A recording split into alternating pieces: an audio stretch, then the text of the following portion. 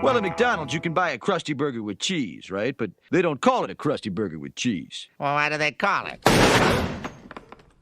Oh, I'm sorry. Did I break your concentration? Everybody be cool, this is a robbery! Any of you fucking pricks move, and I'll execute every motherfucking last one of you! In 1994, a new genre was created instantaneously. A genre that has been copied to death ever since. The 2000s were filled with cheap knockoffs, and some, I assume, are good movies, but none have lived up to the one that started it all. Pulp Fiction. Has anyone seen this film we're referencing? Am I the hero or the love interest? Pulp Fiction? Yeah, I saw it on the airplane. It's cute. It's a 30-minute film about a group of friends who like cheeseburgers dancing in the Bible. Pulp Fiction is one of those movies that is nearly impossible to describe in a sentence. The log line is more of a log paragraph, and yet it still works. Boy, the fuck does it ever. And you will know my name is the Lord when I lay my vengeance upon thee. Samuel L. Jackson plays the part of Jules like it was written for him. Probably because it was. I went to the first screening of Reservoir Dogs, and there he was. And I was like, oh, that's that dude that was in the audition. And he's like, how you like the guy who got your part? I was like, what? Your movie would have been much better with me in it. You know, he said, don't worry, I'm writing something for you. I was like, what?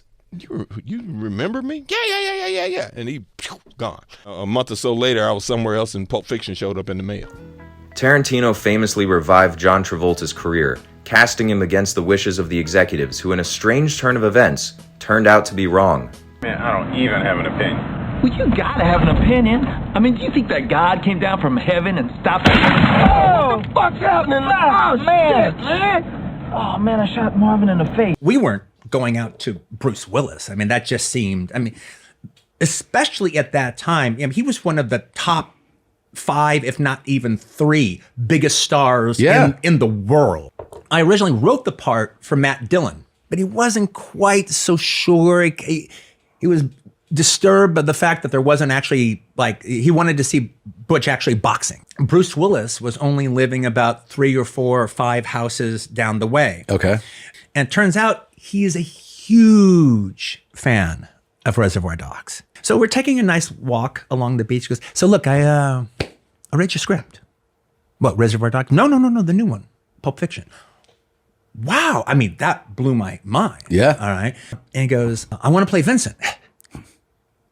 I kind of have John Travolta set up. Okay, well, how about this? What if I play Jules? Obviously. He goes, look, I know he's black. Face paint. Read the script one more time with the idea of you playing Butch. And if you don't respond, fine. And he goes, okay, I'll do that. And then I called him the next day, and he said, the shortest sentence in the Bible is Jesus wept.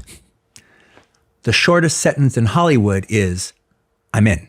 Every second of this movie is entertaining. It's violent, yes, but it's more than that. It's fucking weird, in a way that shocked the senses in 1994. Not now. Now nothing surprises us. But back then, a gimp in a basement and a rape scene in a crime film that was labeled as a comedy was exceedingly jarring.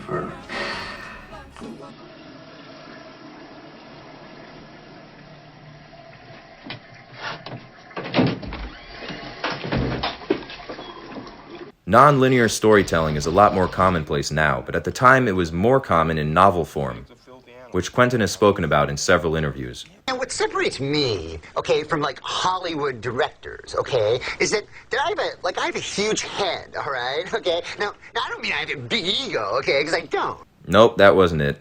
Oh well, close enough. It's 30 minutes Pulp Fiction has so many classic scenes it's hard to think of one that isn't an absolute banger.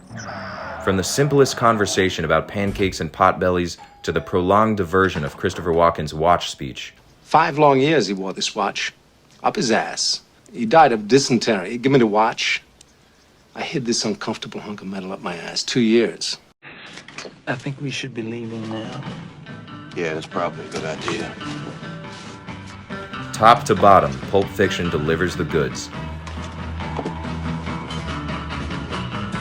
Why the need for so much much gruesome, graphic violence? Why not let us imagine Because a little it's so of it? much fun, Jan. Get it?